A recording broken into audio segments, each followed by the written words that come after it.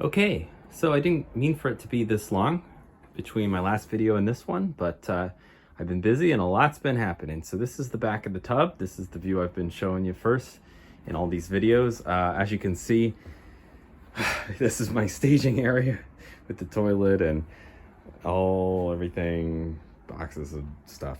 And I've also been struggling with an anxious dog and trying to find a place for him to go during the days when I'm making a lot of noise, hammering and cutting and whatnot. So if you're planning on a remodel like this and you've got an anxious dog, something to keep in mind.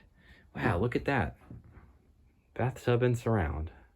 So I just put that in today. So like I said, I've been busy since the last time I was talking about framing issues. You could see I got that corner all set up. I've got this wall all flattened out. I've even started filling with insulation here. I stuck a couple of extra nailers, I can't see that, in here for the tub flange, and then also for window trim. We've got additional nailers for radiators down here. And then the biggest thing here is plumbing and electrical. And I was just going to make a plumbing video, but I just did the electrical real quick today. So you can see I got my toilet flange. It's possibly a little high. I don't know. I was struggling with the pitch of this 3-inch line that goes all the way across the house, and these are only 2x8, so there's not a lot of room to work with.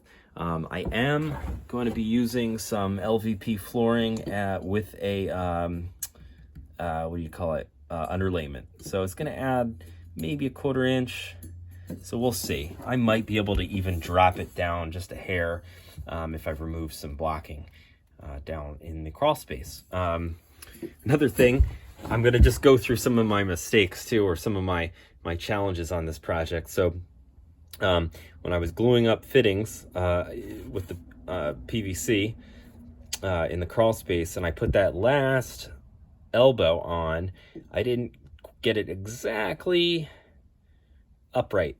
It's cocked just slightly, and if you look real close, you can see the flange is not completely level. This is, you know, closer to the floor. This is up a little bit. I debated whether I wanted to cut it out and redo it. I think it's slight enough that the wax ring is going to take up any difference. I'm more concerned with it being a little too far off the floor, but we're going to deal with that when we get there. I think it's going to be okay. We'll see. But so I got all my drain lines done, which, like I said, this is a 3-inch line. This is the vent for the toilet, and this is the vanity drain here. Vents up here, they combine, goes up and joins. This goes into the main stack for the house, and that goes through the roof and coming over this way. This is the vent for the tub drain, which you can see down here. Here's another little issue I had, which is when I originally plumbed the, I don't know if you could see, the P-trap in here, I kind of got a rough idea of where it needed to be before I set that tub. And I ran my whole drain line, and then when I came to put this polypropylene piece in from the tub, I realized that this part fits fine, which is what I was measuring off of, the drain part, but the overflow, I don't know if you could, it's hard to show from this angle, but it's pulling in. This should have been in just a little bit more. My solution is I'm gonna find, I already found it, it's on order, an offset 1.5 inch offset polypropylene tailpiece, and that's just going to make it, give me some peace of mind. It's not leaking, but I'd rather it not be pulling, you know, skewed like that. Anyway, as you can see, I ran my PEX supply lines here. Here's another issue. Shower valve in a 2x4 wall, not usually a problem if you're tiling, because you've got an extra, you know, between your cement board, your mortar bed, and your tile, maybe even an extra inch. Well, I didn't have that here, and so my solution was to just mount this shower valve on a 3/8 OSB plywood and just screw that into some blocking here, which puts it at just about the depth that the product specifies. Anyway, the other thing that, and I've never done this part before, but I've read that if you use PEX on this, well, first of all, it would be flimsy, and I wouldn't recommend doing that. But also, the PEX is just restrictive enough that even if your tub spout's open, it might activate water to go up to the shower head. So that's something to think about too. So I did a little bit of soldering here. This video is getting a little bit long. Like I said, a lot has happened. I apologize. I've never used these before, these copper stub outs. So I'm trying that. I've used the, what have I used? I don't know. Just to have the PEX coming out of the wall. I think this is a nicer look. Obviously in the vanity, you won't really be able to see it, but behind the toilet, I guess, even then you don't really see it, but I'm trying these out.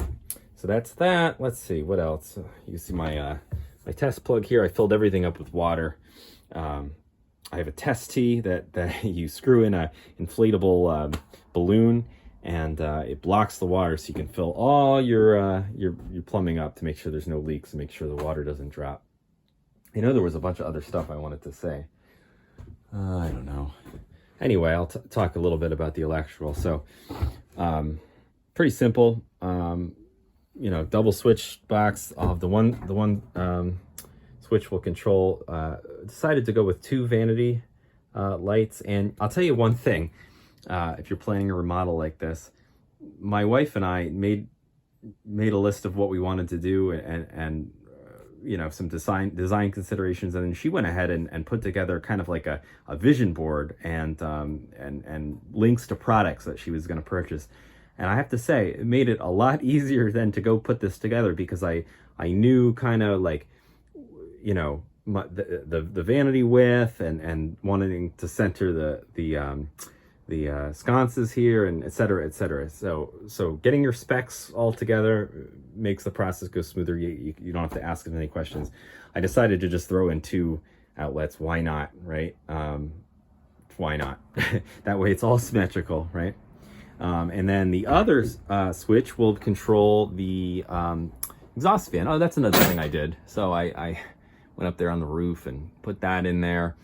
And I wired it so that the fan and the light will activate together, because eventually this is going to probably be a rental, and I'd just rather it always be venting. ABV, that's what I say. No moisture problems. So, and then I have a bunch of those pancake thin recessed lights. So I just have extras. So I thought, well, let me just throw one in the closet here. So I just put a switch in the closet here, and then this runs up, and I'll just throw that in after I drywall. So yeah, a lot going on here. I'm just about ready to finish doing this insulation in the wall, and then I'll be insulating the ceiling. And then we'll be doing drywall.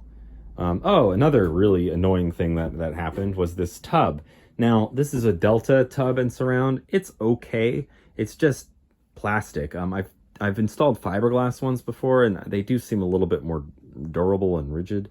The big issue I had with this, now the directions don't say, they say mortar not required to set tub. Okay, that's great, that's fine. But in my experience, when you put mortar under a tub or a shower pan, it makes it feel really solid. And I like that. I don't want it to feel cheap and flimsy, even though it is just plastic. So I made a bunch of mortar and went to set the tub in, and I could not, for the life of me, get it to sit without, you know, rocking in a weird way, or not sitting level, and all kinds of issues. The best I could figure out is that there's like this grid pattern underneath plastic that's just made to, I guess, support it in the absence of mortar, and those grids were keeping the mortar from squishing out, and kind of, I don't know, it took me multiple times to try to set that tub level and not rocking, and I think it came out okay. It's not perfect. It's maybe off by a hair level wise, but okay. That's all for now, I think.